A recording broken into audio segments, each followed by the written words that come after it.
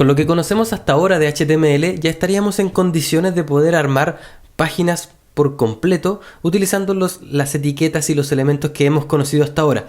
Ya conocemos los elementos base como los párrafos, enlaces, listas, tablas, etc. Y por supuesto también conocimos el elemento div, que nos va a servir mucho para agrupar elementos y generar nuestros layouts, ¿cierto? Para poder crear bloques de contenido que contengan estos elementos base. Sin embargo, la versión actual que se usa de HTML es la versión HTML5. Y esta versión HTML5 incluye ciertas etiquetas o ciertos elementos que son semánticos. ¿Qué significa que sean semánticos? Seguramente recuerdas esta palabra de la época del colegio, cuando se estudiaba el significado de las palabras junto con la sintaxis, que vendría a ser la forma en que se escriben las palabras. Bien, cuando hablamos de elementos semánticos, nos referimos a elementos de HTML que tienen significado tanto para el navegador como para los motores de búsqueda como Google cuando analizan el contenido de la página web. Ciertamente podríamos crear un layout completo, un sitio web completo agrupando los elementos dentro de divs. Sin embargo, los divs no le dan al navegador o a los buscadores ninguna información relevante. La única información que entregan es: aquí hay un grupo de elementos, ¿cierto? Ok, en HTML5 tenemos nuevas etiquetas que nos permiten agrupar elementos de la misma forma que lo hacemos con los divs, pero estas etiquetas tienen contenido semántico o tienen significado. Le dan al navegador y a los buscadores cierta información de qué es lo que se contiene en cada uno de estos grupos. Vamos a partir con el que habitualmente vamos a partir todos los documentos, que es el header. El elemento header significa cabecera, bien, entonces es bastante autoexplicativo el nombre, y lo que hace es crear una cabecera, y esta cabecera habitualmente contiene los logos, eventualmente también puede contener el menú de navegación o algún texto de introducción. Bien, entonces por lo general podríamos poner acá un H1 con el título de esta página, por ejemplo, el título de la página, ¿cierto? Aunque también es una buena idea, o es algo que vamos a hacer frecuentemente. Por supuesto, en vez de tener el título acá dentro de un H1, vamos a tener una imagen con un logo. Bien, esa es la funcionalidad de header. De esa forma, cuando el navegador o los motores de búsqueda lleguen a esta página, van a identificar que en este lugar hay una cabecera. Bien, ok. Otro elemento con valor semántico también dentro de las etiquetas de HTML5 es nav. ¿Qué significa nav? Viene de navegación. Por lo tanto, le indica al navegador y a los buscadores que aquí lo que vamos a tener es un menú de navegación. Por lo tanto, dentro de nav podemos crear un elemento de lista como UL, por ejemplo. Dentro de los elementos de lista podemos tener enlaces y, por ejemplo, podemos tener un enlace a inicio. Vamos a duplicar esto para que sea un ejemplo relativamente real. Entonces vamos a tener un enlace a la página de inicio, a productos, servicios y contacto, por ejemplo. Bien, entonces productos, servicios y contacto. Bien, entonces utilizando las etiquetas de HTML5 ya hemos creado la cabecera, hemos creado el área de navegación, que dependiendo de cómo sea o cómo hayas estructurado tu página, el diseño de tu página, este nav puede ir dentro o fuera del header, dependiendo de cómo sea tu diseño. Bien, así que no hay ningún problema si decides poner el elemento nav dentro de header. Bien, así que puede ir dentro o puede ir fuera. Ahora, probablemente luego de estos dos elementos vamos a tener un grupo que contiene tanto el contenido al lado izquierdo y contiene una barra lateral al lado derecho. Para esto simplemente vamos a usar un div, porque lo que estamos haciendo acá es agrupar elementos, ¿cierto? Así que no necesita mayor información semántica. Entonces vamos a crear un div. En este caso vamos a añadirle un identificador para que podamos identificarlo desde CSS. Entonces vamos a escribir un ID y vamos a ponerle, por ejemplo, área contenido. Bien, entonces dentro de esta área de contenido vamos a tener tanto el contenido principal como la barra lateral. Y el contenido principal lo vamos a incluir dentro de un elemento también nuevo llamado main, que vendría a significar principal, que el elemento nav, el elemento main, perdón, representa el área en donde va a estar el contenido principal de esta página.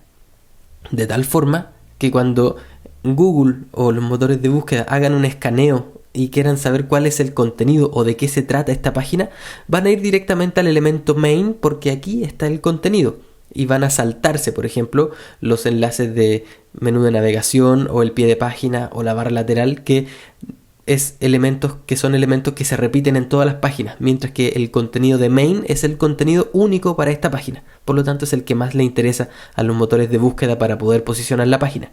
Entonces, dentro de main vamos a escribir todo el contenido. ¿Y dónde vamos a poner la barra lateral? Vamos a ponerla dentro de otro elemento que se llama aside. Y aside quiere decir, si mi memoria no me falla, si lo traducimos literalmente, quiere decir una nota aparte o algo adjunto. Entonces, el contenido de aside debieran ser elementos o enlaces relativamente relacionados con el contenido principal, pero que no forman parte de él.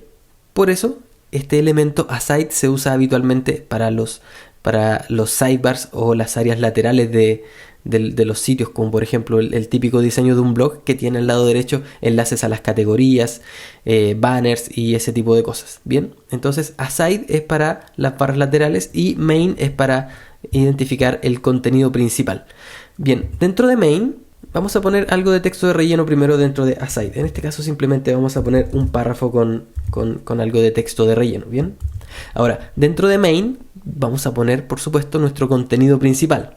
Y habitualmente dentro de los sitios web tenemos dos tipos de páginas con contenido principal, que son las páginas de listado, en donde por ejemplo vamos a tener el listado de los últimos artículos publicados, y vamos a tener páginas de detalle en donde vamos a tener el contenido completo de un artículo o de una página. Bien, vamos a asumir que en este caso estamos maquetando el detalle de una página. Entonces vamos a escribir algo muy interesante que se llama article, que es otra etiqueta nueva de HTML5. Entonces escribimos la etiqueta article, que como su nombre lo dice, representa un artículo. Bien, pero cuando hablamos de artículo no estamos separando, como se hace en WordPress, por ejemplo, entre un artículo y una página, sino que aquí estamos declarando un article como un bloque de contenido o un ente único de contenido. Bien, por eso se llama el elemento article. Y dentro de article, aquí es donde se pone interesante, vamos a tener nuevamente un header. ¿Por qué vamos a tener nuevamente un header? Porque esto representa la cabecera de este artículo. El elemento header puede representar tanto la cabecera del documento completo, del documento HTML, como la cabecera de un artículo. Bien, entonces por eso aquí tenemos diferentes headers. Y dentro de este header vamos a poner un encabezado, en este caso un H2. Vamos a poner un título del artículo. Y a continuación del header vamos a tener un párrafo con texto de relleno, por ejemplo. Y luego vamos a añadir otro elemento que también es semántico, que es el elemento section, que por supuesto, como su nombre lo indica, representa una sección. ¿Y qué tipo de sección representa esto? Representa una sección del contenido de este artículo. Supongamos que estás escribiendo, por ejemplo, un artículo científico que está dividido en diferentes secciones. Bien, cada una de esas secciones las dividimos con el elemento section. Me acabo de dar cuenta que estamos trabajando con el texto un poco más pequeño de lo habitual, así que tal vez no lo puedas estar viendo bien. Así que voy a agrandarlo un poco. Espero que ahí lo puedas ver mejor. Así que vamos a hacer un repaso. Creamos el elemento header y dentro de header tenemos el H1 que representa el título de esta página. Luego creamos el elemento nav con elementos de lista que representan el menú de navegación de esta página. Luego tenemos un div que llamamos área de contenido, ya que simplemente agrupa elementos, así que no requiere contenido semántico. Luego tenemos el elemento main, que representa el contenido principal, y aside, que representa el contenido de la barra lateral. Bien, dentro de main tenemos un artículo que contiene un header, que es la cabecera de este artículo, un párrafo, que representa por supuesto parte del contenido de este artículo, y el elemento section, que nos sirve para separar secciones dentro de un documento o secciones dentro de un artículo, como en este caso. Entonces en este section vamos a poner, por ejemplo, un encabezado de tercer nivel y vamos a acompañarlo con un párrafo, por ejemplo. Bien, que también lo vamos a llenar con texto falso. ¿Qué más? Luego del div área de contenido, vamos a añadir un nuevo elemento. ¿Y qué elemento vamos a añadir? Por supuesto, habitualmente lo que vamos a tener acá va a ser el pie de página. Y el pie de página, dentro de HTML5, lo representamos con el elemento footer. Bien, escribimos footer y eso va a representar nuestro pie de página. Ahora, ¿qué podemos tener dentro del pie de página? Literalmente lo que nosotros queramos. Pero habitualmente vamos a tener un menú de navegación, así que simplemente podemos copiar este menú de navegación que tenemos arriba y ponerlo dentro del footer, porque es algo que podemos hacer correctamente. Y además, por ejemplo, podríamos tener un texto de copyright, ¿cierto? Entonces simplemente podemos crear un div con la clase copyright y dentro de este div podemos poner un párrafo con algo de texto. Bien, por ejemplo, podemos poner el signo de copyright, que se escribe de esta forma, por si no lo sabías, con el signo ampersand o la i inglesa, copy, punto y coma, y luego escribimos algo, por ejemplo, 2015 Francisco AMK. Bien, ahora con todo lo que hemos hecho hasta ahora, simplemente usamos div en dos elementos para agrupar tanto el elemento main y el elemento aside, y para crear este texto de copyright al pie de página. ¿Cuál es la diferencia de esto con hacer todo con simples div que separen o agrupen contenido? Es que esto tiene sentido y cuando Google o el navegador renderice esta página, la lea y la interprete, va a saber dónde está el contenido, dónde está la barra lateral, qué parte es una sección y qué parte es el título principal. Ahora, algo muy importante. Como en este caso estamos suponiendo que escribimos el contenido completo de una página, lo más lógico sería que el título de esta página fuera dentro de un H1, porque, por supuesto, es el título principal, representa de qué se trata esta página. Entonces esto debiera ir como en un H1, ¿cierto?